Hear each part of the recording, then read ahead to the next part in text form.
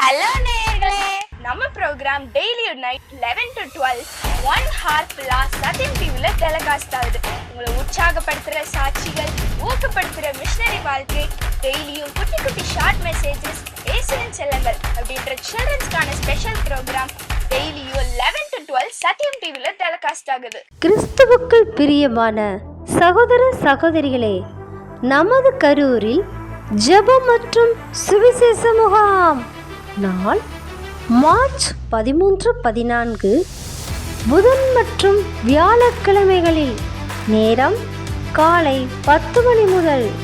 தேவ செய்தியாளர் சகோதரர் டேவிட் கணேசன் அவர்கள்.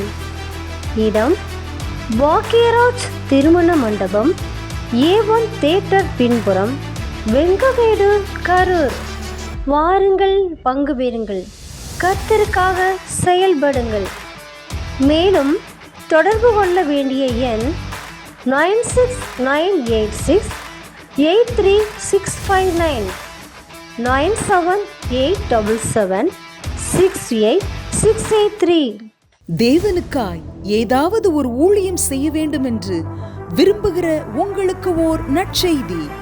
நமது கெத்செமனே வளாகத்தில் ஊழியர் பயிற்சி முகாம் வருகிற மார்ச் 4ஆம் தேதி திங்கட்கிழமை மாலை 6 மணி முதல் 7ஆம் தேதி வியாழக்கிழமை மதியம் 2 மணி வரை ஊழியர் பயிற்சி நடைபெற உள்ளது. இடம் கெத்செமனே வளாகம், விருதுநகர். தேவ செய்தியாளர் சகோதரர் கே. டேவிட் கணேசன் அவர்கள். நீங்கள் பகுதி நேரமாகவோ முழு நேரமாகவோ ஊழியம் செய்து கொண்டிருக்கலாம், அல்லது ஊழியம் செய்யும் வாஞ்சியோடு இருக்கலாம். தேவனுக்காய் செயல்பட வாஞ்சியோடு இருக்கும் யார் வேண்டுமானாலும் இந்த ஊழியர் பயிற்சியில் கலந்து கொள்ளலாம். மேலும் விவரங்களை அறிய 8838402959. வாருங்கள், நாம் எல்லோரும் இணைந்து தேவனுடைய ராஜ்யத்தை கட்ட நம்மால் இயன்றதை செய்வோம். கர்த்தர் உங்களை ஆசீர்வதிப்பாராக. ஈரோடு, சேலம், திருமண்டலம் CSI ரொசட்டா ஜென் ரப் நினைவாலயம் நடத்தும் லெந்துகால உயிர்மீட்சி கூட்டங்கள். நாள் மார்ச் மாதம் 22, 23, 24 வெள்ளி, சனி மற்றும் ஞாயிற்றுக்கிழமைகளில். நேரம் தினமும் மாலை 7 மணி முதல். தேவ செய்தி சகோதரர் கே. டேவிட் கணேசன் அவர்கள். இடம் CSI ரொசட்டா ஜென் ரப் நினைவாலயம், KK நகர், ஈரோடு. ஒவ்வொருவரும் இக்கூட்டத்தில் குடும்பமாய் கலந்து கொண்டு தேவ ஆசீர்வாதத்தை பெற்றுச் செல்லுங்கள். மேலும் தொடர்பு கொள்ள வேண்டிய எண் 9698683659 9787768683.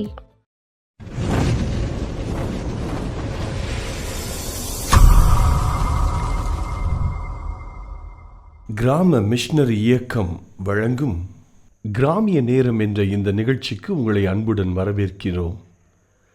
கிராம மிஷனரி இயக்கம் கடந்த 27 ஆண்டுகளாக சிறுவர் மற்றும் வாலிபர் மத்தியில் ஊழியம் செய்து வருகிறது.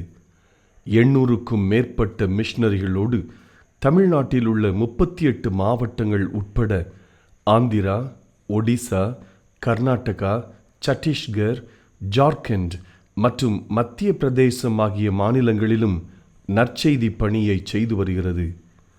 எமது இலக்கு 1,00,000 கிராமங்கள், 7,000 மிஷனரிகள். ஒவ்வொரு மாநிலத்திலும் 500 மிஷனரிகள். எமது தரிசனம், என் ஆட்டுக்குட்டிகளை மேய்ப்பாயாக என்ற வசனத்தின்படி கிராமங்களில் உள்ள சிறுவர் மற்றும் வாலிபர்களை கிறிஸ்துவுக்குள் வழிநடத்தி அவர்கள் மூலம் கிராமங்களை சுவிசேஷ மயமாக்குதல். சந்திக்கப்படும் சிறுவர் மற்றும் வாலிபர்களை நாளைய தலைவர்களாகவும் ஊழியர்களாகவும் உருவாக்குதல். ஒவ்வொரு கிறிஸ்தவரையும் ஆத்தும ஆதாயம் செய்கிறவராக மாற்றுதல். இப்பொழுதும் எமது நிகழ்ச்சிகளை ஜெபத்துடன் பார்த்து பயனடையுங்கள். செயல்படும் கிறிஸ்தவர்களாக தேவனுக்கு உங்களை அர்ப்பணிப்பது உறுதி.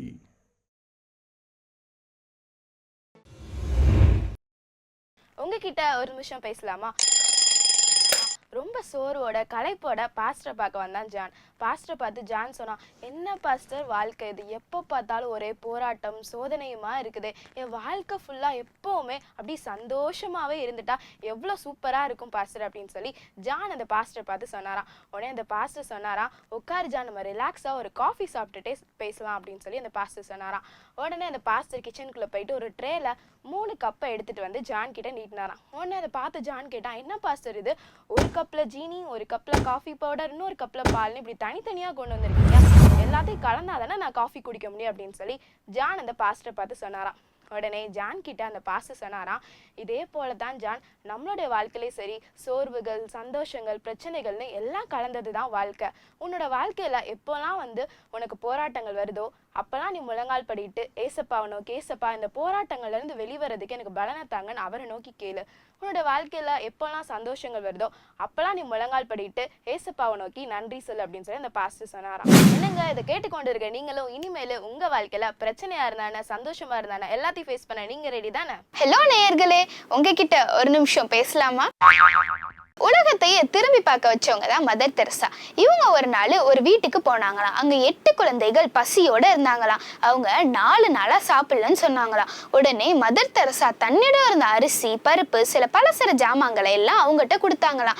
இதெல்லாம் அந்த வீட்டோட தாய் வாங்கிட்டு அதை பாதியாக பிரித்து தன்னோட பிள்ளைங்களுக்கு பாதியையும் மிச்ச பாதியை எடுத்து பசியோட பட்டினியோட இருக்க மிச்ச குழந்தைகளுக்கு கொடுத்துட்டு வந்தாங்களாம். இதெல்லாம் பார்த்துட்டு இருந்த மதர் தெரசாவுக்கு ஒரே ஆச்சரியமா இருந்ததாம். தன்னிடம் இருந்த கஷ்டத்திலையும் மித்தவங்களோட கஷ்டத்தை நினைச்சு பார்த்து அந்த தாயார பாராட்டினாங்களாம். இதே போலதான் உங்க வாழ்க்கையிலையும் எவ்வளவோ கஷ்டம் இருந்தாலும் மித்தவங்களுக்கும் உதவி செஞ்சு ஒரு ஆசீர்வாதமான வாழ்க்கைய வாழுங்க.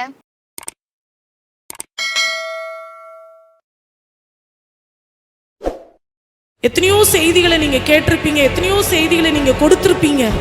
ஆனா கேட்கிற ஒவ்வொரு செய்தியும், நம்ம கொடுக்கிற ஒவ்வொரு செய்தியும் நம்முடைய இருதயத்தை அசைக்கிறதா அப்படின்னு சொல்லி நம்ம யோசித்து பார்ப்போம்.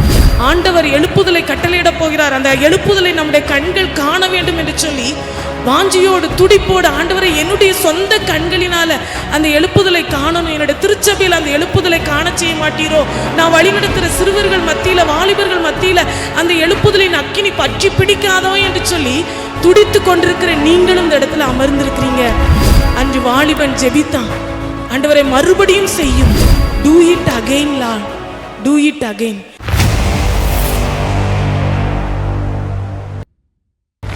அமெரிக்க தேசத்திலே 1940 ஆண்டில் எட்வின் அப்படின்னு சொல்லி ஒரு பாஸ்டர் இருந்தாங்க. அவருக்கு கீழே நிறைய பைபிள் காலேஜ் ஸ்டூடெண்ட்ஸ்லாம் கொடுத்துருந்தாங்களாம். அப்போது அவங்க ஸ்டூடெண்ட்ஸ் எல்லாம் கூட்டிகிட்டு ஒரு ஸ்பிரிச்சுவல் டூர் போகணும் அப்படின்னு சொல்லி அரேஞ்ச் பண்ணியிருந்தாங்க.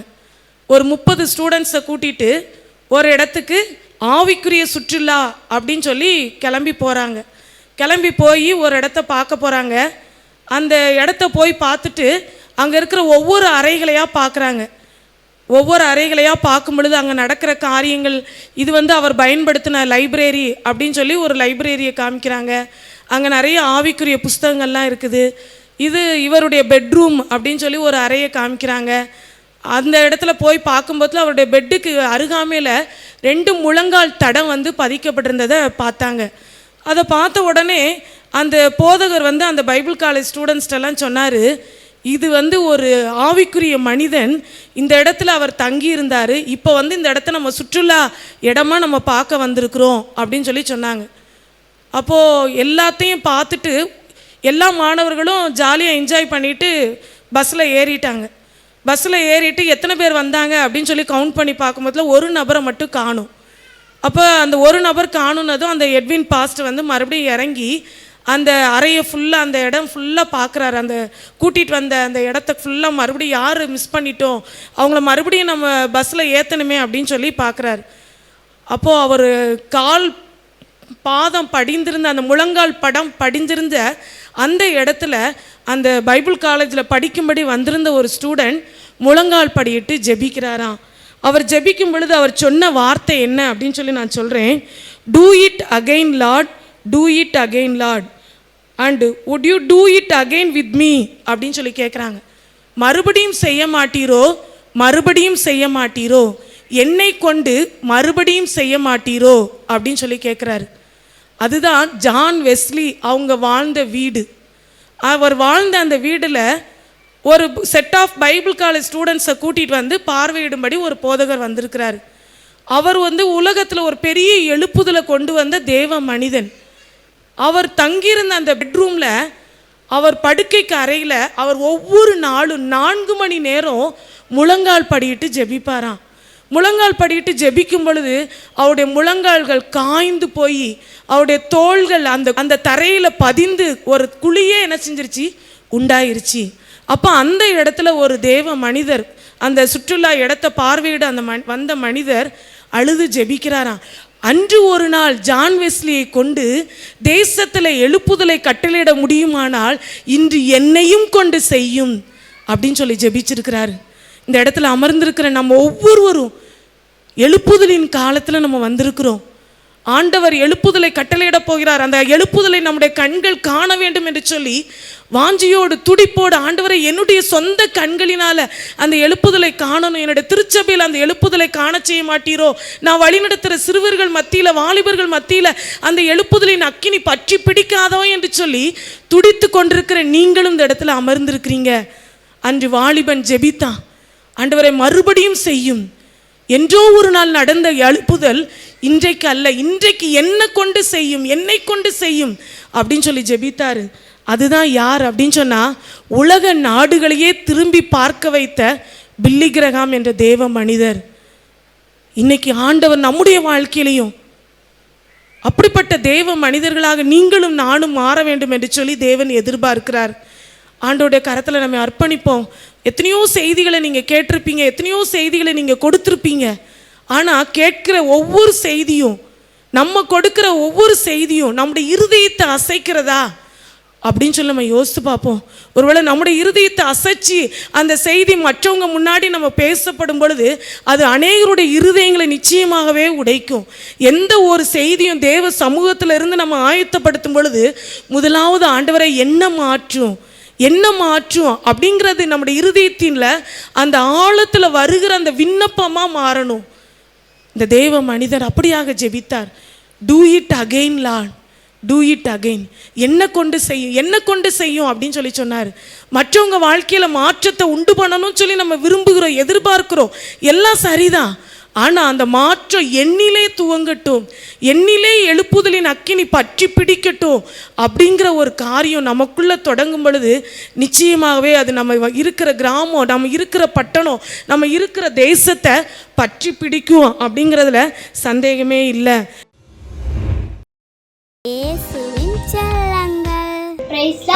என் பேர் பியூலா எலிசபெத். நான் உங்களுக்கு ஸ்டோரி சொல்ல போறேன். டைட்டில் ஜோனாவும் பெரிய மீனும். பாத்தீங்கன்னா ஜோனா தேவன் கிட்ட பிரேயர் பண்ணாரு. தேவன் நீ நினைவுக்கு போ, எல்லாரும் தப்பு பண்றாங்க, என்னை பத்தி சொல்லுன்னு சொன்னாரு. ஜோனா காட் கிட்ட பிரேயர் பண்றாங்க. காட் என்ன சொன்னாரு, நான் பாத்துக்கிறேன் நீ போ அப்படின்னு சொல்லும் போது காட் கிட்ட போய் சொல்லிடலாம் அப்படின்னு சொல்லும் போது என்ன ஆச்சுன்னா தர்ஷீஷுக்கு போனாரு. அப்புறம் என்னாச்சு, தர்ஷீஷுக்கு போனாரு, கப்பல்ல போனாரு. கப்பல்ல போகும்போது என்ன ஆயிடுச்சுன்னா அவர் நல்லா புயல் அடிச்சிட்டு மழை பெய்ஞ்சிச்சு. அவர் நல்லா தூங்கி நிற்கிறாரு. அப்புறம் எல்லாமே ஒண்ணு ஒண்ணா போட ஆரம்பிச்சாங்க. அப்பவும் நிக்கல. அப்புறம் எனக்கு இது சீட்ல எழுதி குளிக்க போட்டு பார்த்தாங்க யாரு காட் கிட்ட போய் சொல்றாங்கன்னு. அப்புறம் ஜோனா நேம் வந்துச்சு. ஜோனா நேம் உடனே அப்புறம் என்ன போடுங்க அவரு சரியாயிடும் அப்படின்னு சொல்லும் போது என்ன ஆச்சுன்னா புயல்லாம் நின்னுச்சு. அப்புறம் பெரிய மீன் அவனை முழுங்கிடுச்சு. முழுங்கிட்டு அப்புறம் என்ன ஆச்சுன்னா காட் கிட்ட பிரேயர் பண்ணிட்டு இருந்தாரு. அப்புறம் என்ன ஆயிடுச்சு, 3 நாளா பிரேயர் பண்ணும் போது அந்த மீன் கரையில துப்பிடுச்சு. நீவேக்கு கரையில துப்பிடுச்சு. அப்புறம் என்ன பண்ணாருன்னா நினிவே மக்களுக்கு காட் யாருன்னு சொல்லும் போது அவங்க ரொம்ப பொய்ன்னு நச்சினாங்க. அப்புறம் இன்ட்ரெஸ்ட்ல கேட்டு இருந்தாங்க. அப்புறம் என்ன சொன்னாரு, சாரி ஜீசஸ், நான் இப்படி பண்ணிட்டேனே, என்ன மன்னிச்சிருங்க அப்படின்னு சொன்னாங்கன்னா எல்லாரும் கர்த்தருக்கு கீழ்ப்படிஞ்சு கர்த்தருக்கு பிரியமா இருந்து கர்த்தருக்கு பிரேயர் பண்ணி அவங்களோட தப்பெல்லாம் கர்த்தர்கிட்ட சொன்னாரு. அப்புறம் கர்த்தர் அவங்கள மன்னிச்சாரு. தேங்க்யூ. இயேசுவின் செல்லங்கள். கர்த்தர் என் மைக்கோவாய் இருக்கிறார். நான் உன் தாச்சல் நடுகிய அவர் என்னை புல்லுமத்தின் அவர்ந்த தமையில் கொண்டு படுகிறார். அவர்ந்த நாத்துமாய் பேச்சு இந்நாமத்தை மீண்டும் நீனாய் நடத்துகிறார். நான் உன் மறையில் பள்ளத்தாக்கினாலும் பொல்லாக்கு பயப்படுறேன். தேவரின் என்னோரோ இருக்கிறேன். உம்மது கோடும் உம்மத்தடியும் என்ன தேஜம் என்ன சத்தர்கள் இந்நமையாய்த்தி என் தலையை ஏந்தி நான் அபச செய்தி என் பாத்திரம் நிரம்பி வருது. என் ஜீவனால் நான் நம்பிக்கையும் இழந்திடும். கர்த்தர் நீத்தே நீனாய் நீத்தப்பேன். ஆமென். இயேசுவின் செல்லங்கள். களிப்புள்ள உதடுகளால் போற்றி புகழ்கின்றேன்.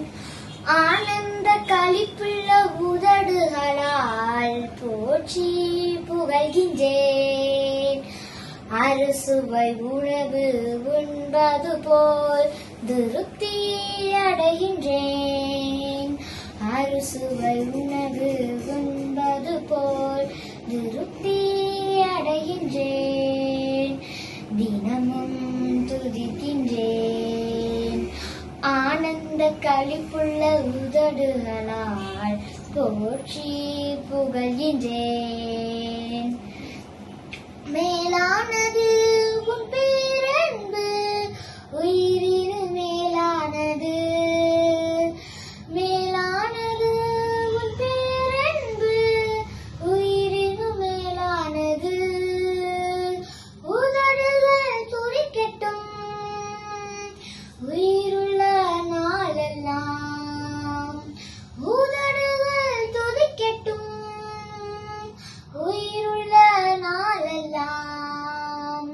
உயிருள்ள நாளெல்லாம். ஆனந்த களிப்புள்ள உதடுகளால் போற்றி புகழ்கின்றேன்.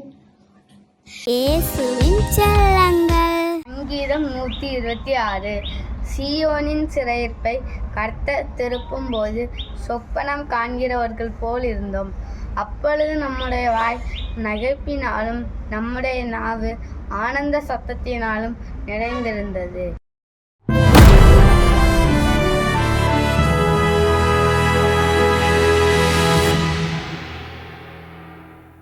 சின்ன ஒரு நல்ல ஒரு பழக்கம் யோசேப்பிடத்திலிருந்து நம்ம கற்றுக்கொள்ள வேண்டியது 20வது வசனத்துல அவன் இப்படி என்னன்னு போட்டிருக்கு, சிந்தித்து கொண்டிருக்கையில். பொதுவா நமக்கு கோபம் வந்துருச்சுன்னா சிந்திப்போமா செயல்படுவோமா? டக்குன்னு கொட்டிடுவோம், வார்த்தையை சப்புன்னு அரைஞ்சிருவோம். இதுதான் நம்ம ஹேபிட். உடனடிய செயல் தான் ஆக்ஷன் ஹீரோன்னு நினைப்பு நமக்கு இல்லை. ஆனா இங்க பாக்குறோம், அவன் இப்படி சிந்தித்து கொண்டிருக்கையில். இந்த சிந்திப்பதற்கு ஒருவேளை நியமித்தாச்சு, ரொம்ப பிரியமா பேசி ஒரு நல்ல ஒரு அன்புல வளர்ந்து கொண்டிருக்கிற காலத்துல இப்படி ஒரு தவறு என்று தெரிந்தவுடன் பெரிய ஒரு வேதனை தான் யோசேப்பு கொடுத்திருக்கும். கோபத்தை கூட உருவாக்கி இருக்கலாம். ஆனால் அவருக்கு இருந்த அந்த ஸ்ட்ரென்த் என்ன? செயல்படாமல், உடனடியாய் பேசிவிடாமல், உடனடியாய் யார்கிட்ட குறித்து அதை குறித்து கோபமாய் பேசிவிடாமல் இப்படி சிந்தித்து கொண்டிருக்கையில், அந்த சிந்திக்கிற நேரத்துல தான் கர்த்தருடைய தூதன் சொப்பனத்திலே அவனுக்கு காணப்பட்டு, அந்த செயல்படாம உடனே பேசிடாம அதுக்கு ஏதோ ஒரு செய்யறார், ஜெபிக்கிறார், ஏதோ செய்து அந்த ஒரு டைம் அப்படியே பாஸ் பண்ணுகிறார். அதுலதான் அவருடைய பலன் இருக்கிறது. ஆண்டவர் நமக்கு கற்றுக் கொடுக்கிறது என்ன? இப்படிப்பட்ட சூழ்நிலைகள், யார் மேலேயாவது கோபம் வருதா, யாருடைய குறை வருகிறதா, உடனே அதை குறித்து பேசாம, டிஸ்கஸ் பண்ணாம, அதை குறித்து ஒரு டைம் கேப் விட்டுறணும். கோபப்படுவதற்கு எப்படி இருக்கணும்னு சொல்லி வசனத்தில் எழுதியிருக்கு, தாமதிக்கணும்னு இருக்கு. எப்படி என்ன செய்யணுமா? ஆமா, யாக்கோபுல தள்ளி போடணும். ஒரு கோபம்னு சில நேரத்தில் இருக்கும், கோபமாய் ஒருத்தங்களை கண்டிக்க வேண்டிய கட்டாயம் வரலாம். அதை தள்ளி போட்டு யோசிச்சு ஜெபித்து ரொம்ப யோசிச்சுதான் ஒருவேளை ஒரு கோபமா பேச வேண்டிய சூழ்நிலை வந்து அதுல அவ்வளோ டைம் எடுக்கணும். ஆண்டவர் நம்ம கற்றுக் கொடுக்கிறது, யோசேப்பை போல நீங்களும் நானும் நீதிமானாய் இருக்க வேண்டும்.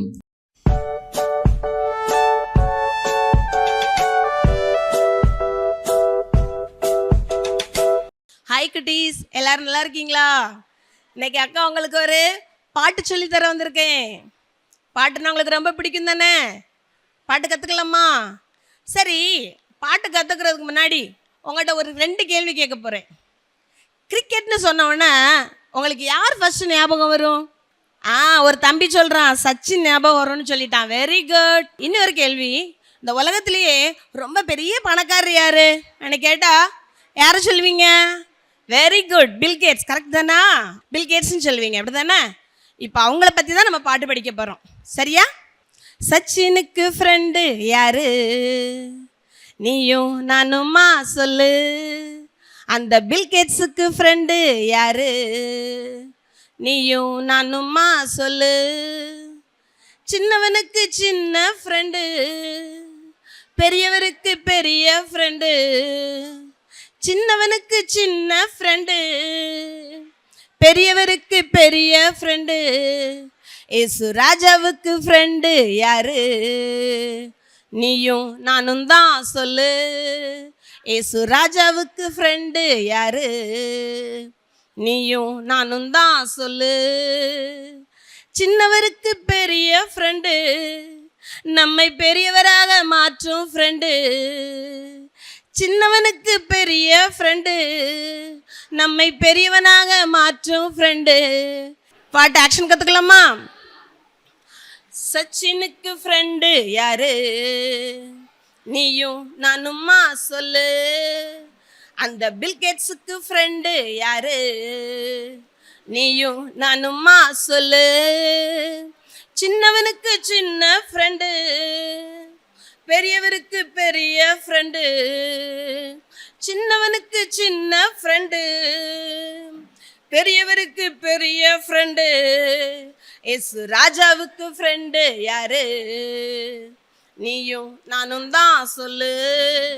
ஏசு ராஜாவுக்கு ஃப்ரெண்டு யாரு? நீயும் நானும் தான் சொல்லு.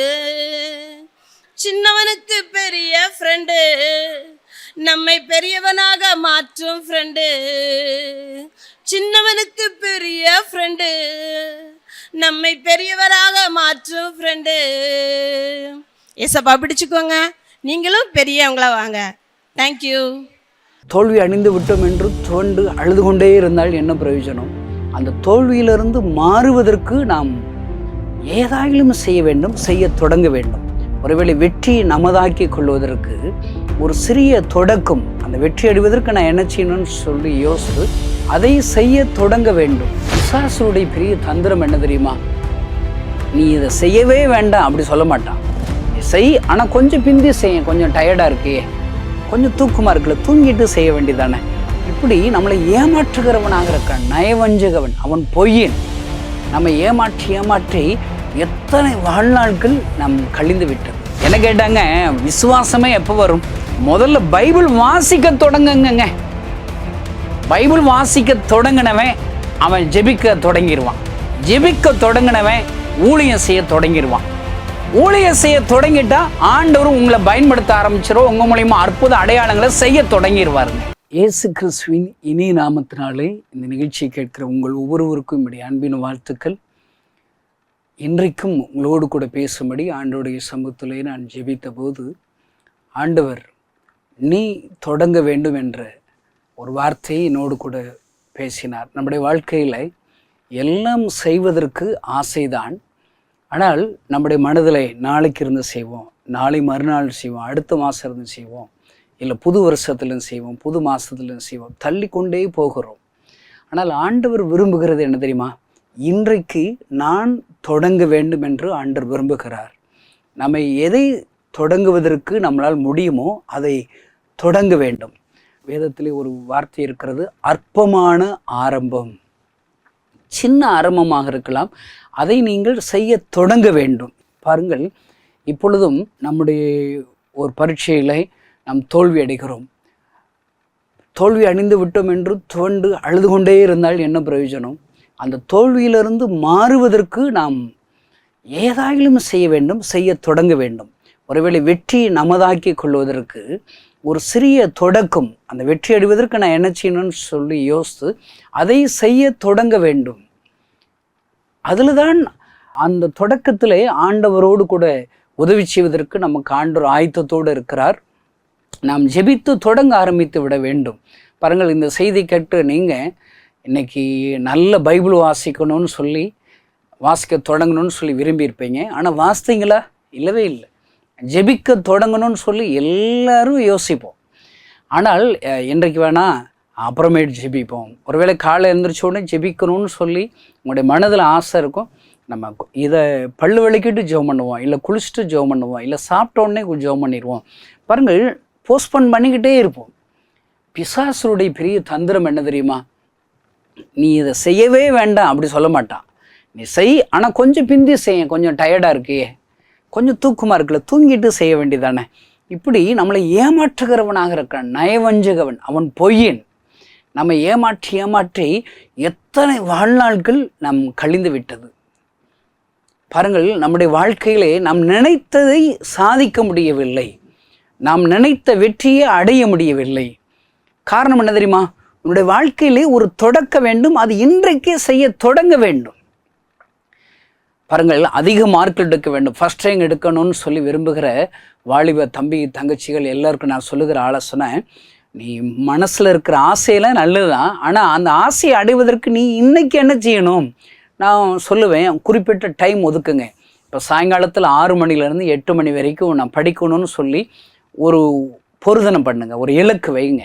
அந்த 6 மணிக்கு நீங்கள் செய்ய தொடங்கிடணும். நீ படிக்கிறோ இல்லையோ, முதல்ல படிக்கிறதுக்கு ஒரு இடத்த கண்டுபிடிக்கணும், அந்த இடத்துல உட்காந்துடணுங்க. நான் அவங்களுக்கு சொல்கிற ஆலோசனைகள்லாம், இப்போ தமிழ் பாடம் எடுக்கிறியா, சும்மா படம் பார்த்து பாரு, அங்கே அப்படியே வாசிக்கிட்டே வா. முதல்ல பாடம் திருக்குறள். நான் அந்த காலத்தில் திருக்குறள் படிக்க ஆரம்பிக்கிறது, யாரோ ஒருத்தர் மரத்தடியில் பொழுது போகாமல் அவர் வாட்டுக்கு ஒரு திருக்குறள் அநேகத்தை எழுதி வச்சிட்டாரு. இன்றைக்கி நான் அதை படித்து மனப்பாடம் பண்ணி எழுதுனா தான் பாஸ் போடுறாங்க. கொஞ்சம் அவரை கொஞ்சம் மேலே கோபம் தான் எனக்கு வரும் திருவள்ளுவர் மேலே. பரவாயில்ல, அப்படி பார்க்க வேண்டியது. தமிழ் பாடத்தில் ஃபஸ்ட்டு இருந்து கடைசி பக்கத்தை படம் பார்க்குறது மாதிரியே பார்க்கணும். அங்கங்கே ஏதாவது ஒன்று பிடிச்ச வார்த்தை இருந்துச்சுன்னா அண்டர்லைன் பண்ணணும், வைக்கணும். அடுத்து ஆங்கிலத்தை எடுக்கணும், அப்படியே சும்மா பார்க்கணும், வைக்கணும். 2 மணி நேரம் சும்மா உட்கார தொடங்கணுங்க. நீங்கள் முதல்ல படிக்கிற இடத்துல உட்காரணும். நீ அங்கே தான் வெற்றி ஆரம்பிக்கிறது. அந்த சின்ன தொடக்கம் இருக்குது பாருங்கள். எதையாவது நீ இருக்கிற பாடத்தில் இருக்கிறத பார்த்தாவது நீ எழுத தொடங்கணும். இதெல்லாம் வெற்றிக்குரிய சின்ன சின்ன படிகள், வெற்றிக்கான படிகள். எடுத்த உடனே பெரிய மேலே ஏறிட முடியாது, ஒவ்வொரு படியாக நம்ம ஏறணும். நீ முதல்ல வெற்றி அடைன்னு நினச்சிட்டியா, முதல்ல படிக்க தொடங்கணும். படிக்கிறதுக்கு நேரம் கண்டுபிடிக்கணும். அதில் ஜெபம் பண்ணிட்டு ஆரம்பிக்க வேண்டியதான், ஜெபம் பண்ணிட்டு முடிக்க வேண்டியதான். இந்த ஒரு தொடக்கம் இருந்தாலே போதுங்க. கட்டாயம் ஆண்டவர் மகிமையான காரியத்தை, வெற்றி நீ அடைகிற, நீ விரும்புகிற வெற்றி நீ அடைந்து விடலாம். இப்போ கடன் பிரச்சனை இருக்குது, என்ன செய்யணும்? நம்ம முதல்ல இனி கடன் வாங்கக்கூடாதுன்னு சொல்லி முதல்ல தீர்மானிக்கணும். அந்த தீர்மானத்தின்படி நடக்க தொடங்கணும். அடுத்து என்ன செய்யணும்? ஜெபித்து ஆண்டவர் உங்களுக்கு மனசில் அநேக ஆலோசனைகளை சொல்லி கொடுப்பார். அதை நீ செய்ய தொடங்கணும். பாருங்கள், எல்லாவற்றிலும் இப்போ வியாதி இருக்குது, நாளைக்கு போகலாம், அப்புறமேட்டு போகலாம், அடுத்து பார்த்துக்கலான்னு சொல்லிகிட்டே இருக்குமா? அந்த வியாதியிலிருந்து சுகம் வருவதற்கு நீ ஏதாயிலும் செய்ய தொடங்கணுங்க. இப்போ நாகமான் குஷ்டரோகி இருக்கிறான், அவனுக்கு குஷ்டரோகம் வந்துருச்சு. ஆமாட்டுக்கு அழுதுகிட்டே இருக்க முடியுமா? ஐயோ எனக்கு குஷ்டம் வந்துருச்சு, நான் ஏன் தான் எனக்கு இந்த குஷ்டம் வந்துச்சோ, இந்த வியாதியிலேருந்து எனக்கு விடுதலை ஆகாது, எனக்கு ரொம்ப அசிங்கம், இப்படி கவலைப்பட்டு ஒரு இடத்துல அழுதுகிட்டே இருந்தால் என்னச்சு? அதற்கான ஒருவேளை சுகத்தை பெறுவதற்கு நாம் ஏதாயிலும் முயற்சி செய்ய வேண்டும். அங்கே ஒரு செய்தி வருகிறது, இந்த தீர்க்கதரிசனத்தில் போவாரானால் நலமாயிருக்கும் என்ற ஒரு சிறு பிள்ளையின் மீது மூலியமாக ஒரு செய்தி வருகிறது. அவன் செய்கிறத பாருங்க. முதல்ல அவன் புறப்பட்டு போய் அந்த தீர்க்கதரிசியை பார்க்கிறான். அந்த தீர்க்கதரிசி அந்த வியாதிகள்லேருந்து சுகம் பெறுவதற்கு யோர்தானில் 7 முறை முங்கணும்னு சொல்கிறார். இதை நீ என்ன செய்யணும்? கீழ்ப்படிய தொடங்கணும். அந்த தொடக்கத்தில் தாங்க அற்புதமே இருக்குது. நாகமான் பாருங்க, கோபம் அடைகிறான். எங்கள் ஊரில் குளம் இல்லைன்னா நான் இங்கே வந்து குளிக்க சொல்கிறேன், அப்படிலாம் குழம்புறான். அவன் கூட இருக்கிற வேலைக்காரன் சொல்கிறான், எப்பா பெரிய கடினமான காரியமா, சின்ன காரியம் தானே, செஞ்சுதான் அண்ணன், அவ்வளோதானங்க. பாருங்கள், நம்முடைய வாழ்க்கையில் அற்புதத்தை பெறணுங்கிறதுக்கு நம்ம சிறிய முயற்சி இருந்தால் போதுங்க. ஆண்டவர் அந்த அற்புதத்தை அடையும்படி ஆண்டவர் உதவி செய்வார். நாம் செய்ய வேண்டியது சின்ன தொடக்கம் தாங்க. மீதி காரியங்களை ஆண்டவர் பார்த்து கொள்வார். பாருங்க, கை சும்மின ஒரு வியாதிசன் வந்து ஆண்டவரை சந்திக்கிறான். அவன்கிட்ட ஆண்டவர் எதிர்பார்க்க ஒரு சின்ன அர்ப்பணிப்பு என்ன தெரியுமா? உன் கையை நீட்ட சொல்றார். இவ்வளவுதாங்க, நீட்டணுங்க. நீ அந்த கீழ்ப்படியை தொடங்கிட்டேன்னா அங்கே அற்புதம் வந்துடும். சூம்பின கை சரியாகுது பாருங்க, சரியாகுது பாருங்க. இன்றைக்கு உங்கள்கிட்ட ஆண்டவரை எதிர்பார்க்கிறது என்ன தெரியுமா? சின்ன சின்ன தொடக்கத்தை எதிர்பார்க்கிறார். பாருங்கள், ஒரு வேதாகமத்தை உங்களுக்கு சுட்டி காண்பிக்க விரும்புகிறேன். 1 ராஜாக்களின் புஸ்தகம் 20ஆம் அதிகாரம் 13-14 வசனத்தை நான் வாசிக்கிறேன், கவனிங்கள். அப்பொழுது ஒரு தீர்க்கதரிசி இஸ்ரவேலின் ராஜாவாகிய ஆகாபிடத்தில் வந்து, அந்த ஏராளமான ஜனக்கூட்டத்தை எல்லாம் நீ கண்டாயா? இதோ நானே கர்த்தர் என்று நீ அறியும்படி இன்றைக்கு அதை உன் கையில் ஒப்பு கொடுப்பேன் என்று கர்த்தர் சொல்லுகிறார். இங்கு இருக்கிற வேத பின்னணி வாஸ்து பார்த்தீர்களானால், சின்ன ஒரு சமாரியாவை 32+1 33 ராஜாக்களும் யுத்த வீரர்களும் அதை முற்றுகை போட்டு விட்டார்கள். முதல் வசனத்தில் வாஸ்தால் கவனியுங்கள். சீரியாவின் ராஜாவாகிய பெனதாத் தன் சேனையை எல்லாம் கூட்டிக் கொண்டு போய் சமாரியாவை முற்றுகை போட்டு அதன் மேல் யுத்தம் பண்ணினான். அவனோடு கூட 32 ராஜாக்களும் இருந்ததும் அல்லாமல் குதிரைகளும் ரதங்களும் இருந்தது. பாருங்க, பெனதாத்தும் அவனோடு கூட 32 ராஜாக்கள் அவனுடைய சேனைகள் எல்லாம் கூட்டிக் கொண்டு சின்ன ஒரு சமாரியாவை முற்றுகை போட்டு விட்டார்கள். இப்போ நீங்கள் ஒருத்தர் இருக்கிறீங்க, உங்களை சுற்றி எத்தனை பிரச்சனைகள் இருக்குது? 33 பிரச்சனைகள் இருக்குது. என்னை சுற்றி கடன் பிரச்சனை, வியாதி பிரச்சனை, என் பிள்ளை ரட்சிக்கப்படலை, என் கணவர் குடிக்கிறாரு, நெருக்கங்கள், வேலையில் ப்ரமோஷன் இல்லை, வேலை கிடைக்கல, எவ்வளோ பிரச்சனைங்க. இங்கே அப்படிதான் ஒரு சின்ன சமரியாவுக்கு 33 விதமான ராஜாக்கள் மூலியமாக பிரச்சனைகள் முற்றுகைப்பட்டு தப்பிப்பதற்கு வழியே இல்லை, நெருக்கப்படுகிறார்கள். அருமையான சகோதர சோர், இந்த சத்தத்தை கேட்கிற நீங்கள் இன்றைக்கு உங்களுடைய நிலைமை இப்படி தான் இருக்குதா? சமாரியா முற்றுகை இடப்பட்டது போல நானும் எல்லா பக்கத்திலும் முற்றுகை போடப்பட்டு இருக்கிறேன், நெருக்கப்பட்டு இருக்கிறேன், தப்பிப்பதற்கு வழியே இல்லை என்று சொல்லி இந்த செய்தியை கேட்டுக்கொண்டிருக்கிறீர்களா? உங்களுக்குத்தான் இந்த ஆண்டோடைய வார்த்தைகள். எப்பொழுதுமே பாருங்கள், நாம் நெருக்கப்பட்டு இருக்கிற நேரங்களில் எல்லாம் ஆண்டவர் தம்முடைய வார்த்தைகளை அனுப்புவார், தம்முடைய ஊழியக்காரர்களை அனுப்புவார், நம்மை தேடி அவர் வருவாருங்க. எகிப்து தேசத்தில் அங்கு இஸ்ரவேல் ஜனங்கள் எல்லாரும் அடிமைத்தனத்தில் இருப்பதினாலே அவள் படுகிற வேதனையை அறிந்து என் ஆண்டவர் விடுதலை கொடுக்கும்படி மனமிறங்கி வருகிறார். அவர்தான் நம்மை தேடி வருகிறார். இயேசு கிறிஸ்து இந்த உலகத்திலே அவர்தான் நம்மை தேடி வருகிறார். அருமையான சகோதர சகோதரியை, இன்றைக்கு அநேக நெருக்கத்தோடு, கவலையோடு, கண்ணீரோடு இந்த வார்த்தைகளை கேட்கிறீர்களா? உனக்கு ஒரு அற்புதம் செய்யும்படி அவரே உன்னை தேடி இன்றைக்கு வருகிறார், உனக்கு விடுதலை கொடுக்கும்படி விரும்புகிறார். பாருங்க, இப்படிப்பட்ட சமாரியா முற்றுகை போட்டதுனால் ஒரு தீர்க்கதரிசியை ஆண்டவர் அனுப்புகிறார். அனுப்பி அங்கு தீர்க்கதரிசி மூலியமாக சொல்லுகிற தீர்க்கதரிசன வார்த்தை என்ன? இந்த ஏராளமான ஜனக்கூட்டத்தை எல்லாம் நீ கண்டாயா என்று சொல்றாரு. இன்றைக்கு நானே கர்த்தர் என்று நீ அறியும்படி அதை உன் கையில் ஒப்பு கொடுக்க போகிறேன், அதை உன் கையில் ஒப்பு கொடுக்க போகிறேன். அப்படி என்றால் என்ன? இன்றைக்கு எல்லா பிரச்சனைகளுக்கும் நான் உனக்கு ஒரு விடுதலை கொடுக்க போகிறேன். அல்லேலூயா. அருமையான சகோதரன், நீ உனக்கு எவ்வளோ விதமான பிரச்சனை இருந்தாலும் சரிங்க, எவ்வளோ பெரிய பிரச்சனைகள் இருந்தாலும் சரி, இன்றைக்கு ஆண்டவர் உங்களுக்கு விடுதலை கொடுக்க போகிறாரு. அல்லேலூயா. அதை உன் கையில் ஒப்பு கொடுப்பேன் என்று சொல்றாரு. பாருங்க, இப்படி சொன்ன உடனே நாம் என்ன செஞ்சுருக்கணும்? ஆண்டவரை ஸ்தோத்திரம் பண்ணியிருக்கணும், துதிச்சிருக்கணும். அப்பா, என் ஆண்டவர் எனக்கு அற்புதம் செஞ்சிட்டார். பாருங்க, கிறிஸ்தவர்களாகிய நமக்கு, ஆண்டவரை நம்பிக்கை உள்ளவர்களுக்கு ஆண்டவர் செய்கிற அற்புதம் எப்படி தெரியுமா? அவர் முதல்ல வாக்கு தத்தத்தின் மூலியமா ஆண்டவர் நம்ம கூட பேசுவார், அவருடைய வார்த்தைகளில் பேசுவார். அதை நீ விசுவாசிக்கும் போது அற்புதம் தானால வந்துடும்.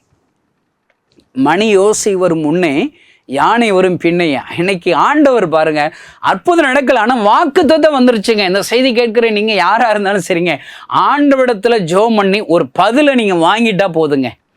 ஒரு வாக்கு தத்தத்தை நீங்க வாங்கிட்டா போதும். அதை நம்புங்க, அதை விசுவாசிங்க, அதை விசுவாசிங்க. ஆண்டவர் அற்புதம் செய்வார். இன்றைக்கு வேதம் முழுவதிலும் பாருங்க எவ்வளோ விதமான அற்புதங்கள் இருக்குதுங்க, அற்புதங்கள் இருக்குதுங்க, அற்புதமான வாக்கு தத்தங்கள் இருக்குது. அந்த வாக்கு தத்தங்களை நம்ம நமதாக்கி கொள்ளணும். அந்த வாக்குத்தல கிறிஸ்துவுக்கள் ஆம் என்றும் ஆமென் என்றும் இருக்கிறது. அதை நமக்கு சொந்தமாக்கி கொள்ளணும், அதை விசுவாசிக்கணும், அதை நம்பணும். பாருங்க, இந்த தீர்க்கதரிசி மூலியமா சமாரியாவில் உள்ள அந்த ராஜாவிற்கு தீர்க்கதரிசன வார்த்தை அறிவிக்கப்படுகிறது. அவன் ஸ்தோத்திரம் படல, அவன் அதற்கு மேல கேள்வி கேட்கிறான். பாருங்க, இன்னைக்கு பாருங்க, ஆண்டவர் அநேக வாக்குத்தத்தங்களும் சொல்லி இருக்கிறார். நம்ம எல்லாம் எவ்வளவு வாக்குத்தத்தம் இருந்தாலும் நம்ம கேள்விதான் கேட்கிறோம். அது எப்படி இந்த அற்புதம் நடக்கும்? லாசரு மரித்தாயிற்று. ஆண்டவர் சொல்றாரு, நீ விசுவாசித்தால் தேவனுடைய மகிமை காண்பாய் என்று சொல்றாரு.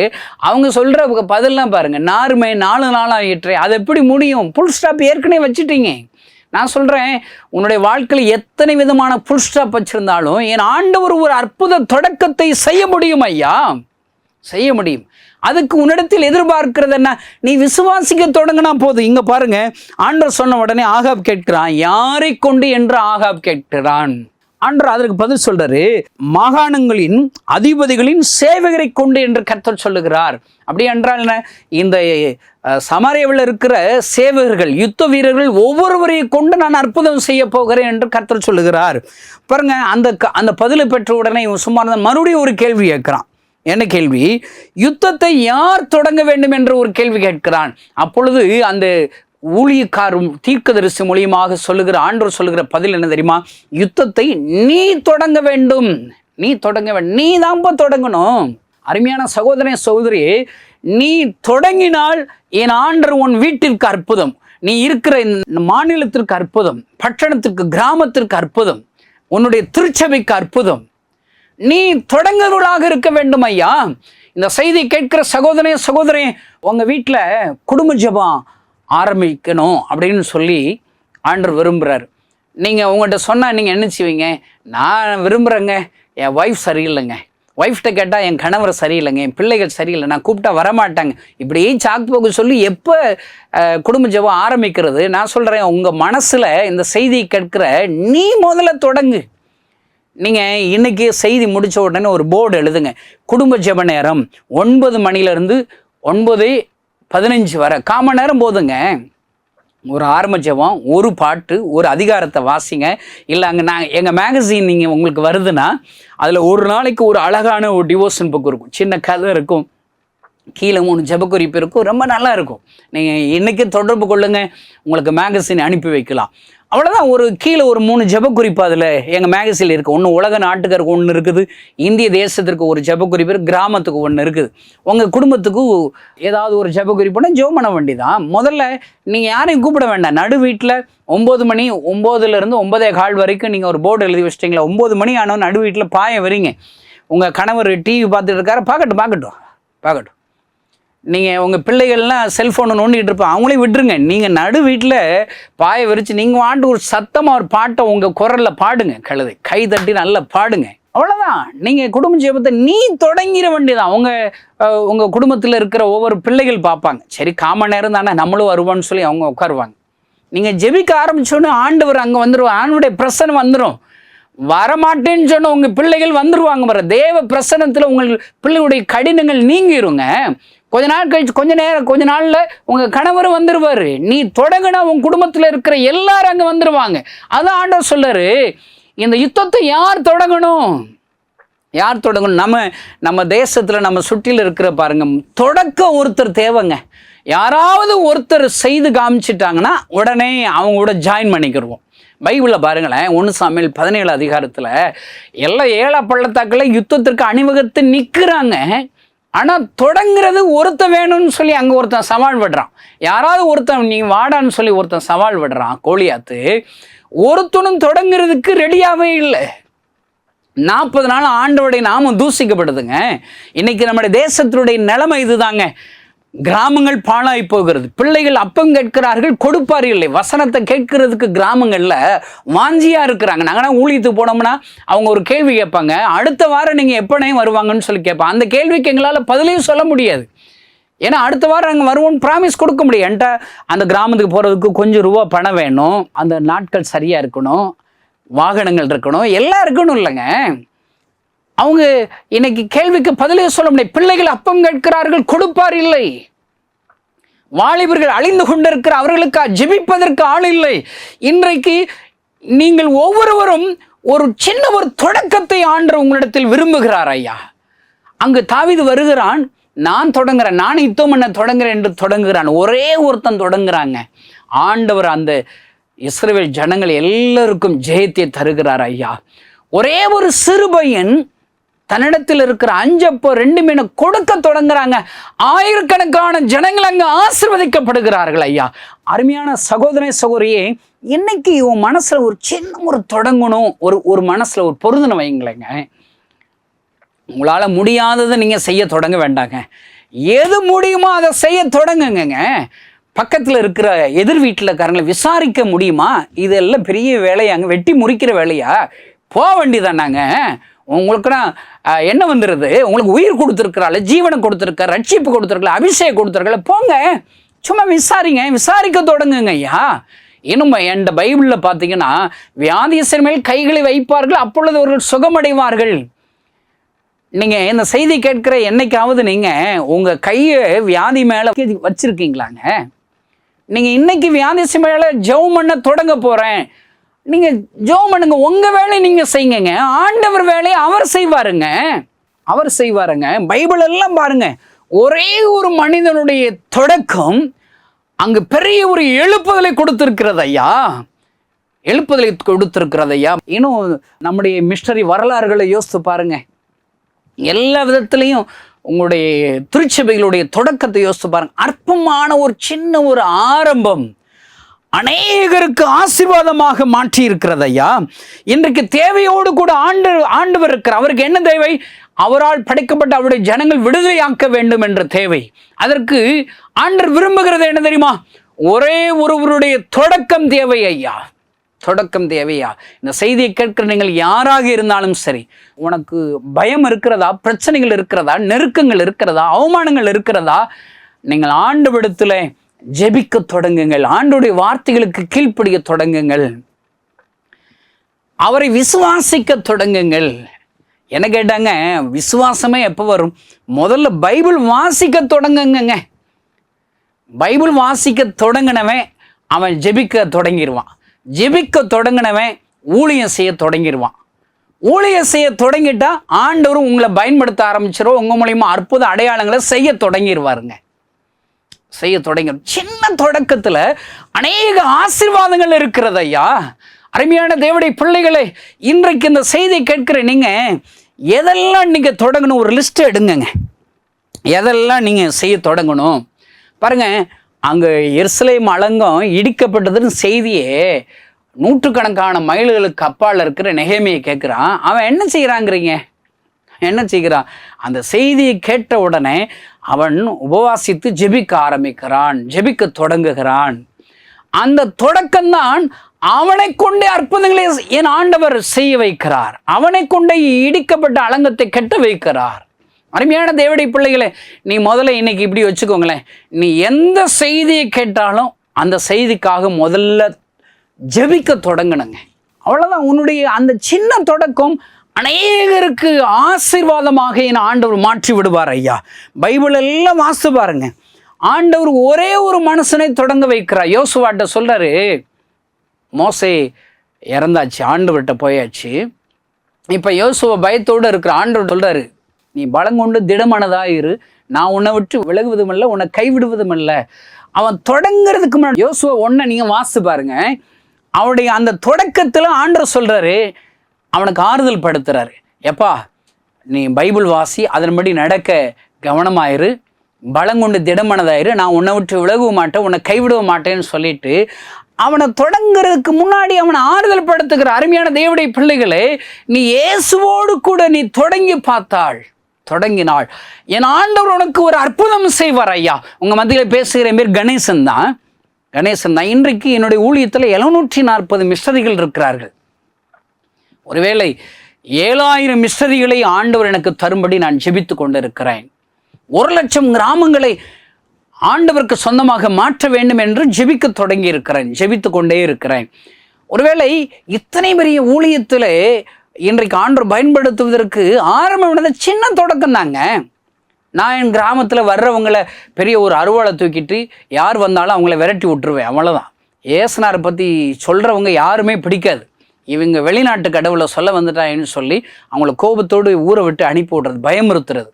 இப்படிப்பட்ட என்னுடைய வாழ்க்கையில் ஒரு நாள் டாக்டர் என்னை முழுசாக பரிசோதித்து சொன்னார், உங்கள் ஹார்ட்டில் ஒரு ஓட்டை விழுந்துருச்சு, 6 மாதத்தில் நீங்கள் இறந்து போயிடுவீங்க, உங்களுக்கு இருதய வியாதினால செத்து போயிடுவீன்னு சொல்லி மரண தேதி முன்குறிச்சிட்டாரு. கடவுள் தான் உங்களை காப்பாற்ற முடியும்னு சொல்லிட்டார். யோசி பார்த்தேன், நமக்கு தெரிஞ்ச எல்லா இடத்துக்கு போய் உயிர் பிச்சை கேட்டேன், ஒரு மாற்றம் இல்லை. 3 மாதம் ஏறி இறங்காத இடங்களே இல்லை. சாகிற நிலமையில் சாகுறது சாப்பிட்ற அந்த கிறிஸ்தவங்க என்ன செய்கிறாங்கன்னு சொல்லி பார்ப்போன்னு சொல்லி சும்மா சர்ச்சுக்கு போக தொடங்கினேங்க. அங்கே பாட்டு பாடுறதுன்னா எனக்கு பாட தெரியாது, பண்ணுற பிரசங்கம் எனக்கு பண்ண தெரியாது, சும்மா போய் உட்காந்து வேடிக்கை தான் பார்ப்பேன், அவ்வளோதாங்க. ஒரு ஜெபிக்கு சொல்லும்போது ஒரு நிமிஷம் ஜெபம் பண்ண தொடங்கினேங்க, அவ்வளோதான். சும்மா கண்ணை மூடிக்கிட்டு, ஏசப்பா எனக்கு வியாதியாக இருக்குது, டாக்டர் செத்து போயிருவேன்னு சொல்லிட்டாரு, நீங்கள் தான் நல்ல சாமின்னு சொல்லி எல்லாரும் சொல்கிறாங்க, நீங்கள் எனக்கு உயிர் தாங்க, எனக்கு ஒரு அற்புதம் செய்யுங்க, நான் உயிர் வாழ ஆசைப்படுறேன்னு சும்மா ஒரு நிமிஷம் ஜெபம் பண்ண தொடங்கினேங்க, அவ்வளோதாங்க. அந்த ஒரு சின்ன தொடக்கம் என்னுடைய வாழ்க்கையில் ஒரு பெரிய ஒரு மாற்றத்தை பார்க்க முடியுது. ஒரு 5 வாரம் சர்ச்சுக்கு போயிருப்பாங்க, 5 நிமிஷம் ஜெபம் பண்ணியிருப்பாங்க. இந்த உலகம் தர முடியாத ஒரு சந்தோஷத்தை என் மனதிலே இயேசு கிறிஸ்து எனக்கு தந்தார் ஐயா. சிகரெட் குடிச்சிருக்கிறேன், சாராயம் குடிச்சிருக்கிறேன், அந்த சிகரெட்டும் சாராயமும் கொடுக்க முடியாத சந்தோஷத்தை என் இயேசு கிறிஸ்து எனக்கு கொடுத்தார். சந்தோஷம், சமாதானம். அடுத்த வாரம் எப்படா அந்த கிறிஸ்தவங்க சாமி கும்பிட்ற அந்த கோயிலுக்கு போகணுன்னு சொல்லி எண்ணிக்கிட்டே இருப்பேன். எனக்கு ரொம்ப வருத்தம் என்னென்னா, கிறிஸ்தவங்க ஏன் ஞாயிற்றுக்கிழமை மட்டும் கோயிலை திறக்கிறாங்க, மீதி எல்லா நாளும் சாமி கும்பிடலாமே அப்படின்னு சொல்லினா நான் ரொம்ப யோசித்து பார்த்துருக்குறேன். எப்படா வரேன்னு சொல்லி வெயிட் பண்ணிக்கிட்டே இருப்பேன். ஞாயிற்றுக்கிழமை ஆனோன்னு முதல் ஆளாக போய் உட்காந்துருக்கிறேன். இவ்வளோ நல்லா இருக்குதுன்னு சொல்லி டாக்டர்கிட்ட போய் என்னை செக் பண்ணால் டாக்டர் சொன்னார், வியாதி இருந்ததுக்கான சின்ன அறிகுறி கூட இல்லை என்று சொல்லிவிட்டார். அல்லேலூயா. ஆண்டவர் அற்புதம் செய்தார் ஐயா. என்னுடைய வாழ்க்கையில் சின்ன தொடக்கம் தாங்க ஜீவனை எனக்கு ஆண்டு கொடுத்தார் ஐயா. உயிரோடு இருக்கிற ஆயிரக்கணக்கான லட்சக்கணக்கான ஜனங்களுக்கு இந்த இயேசுவை குறித்து நான் பிரசங்கிக்கிற ஒரு ஊழியக்காரனாக இருக்கிறேன் ஐயா.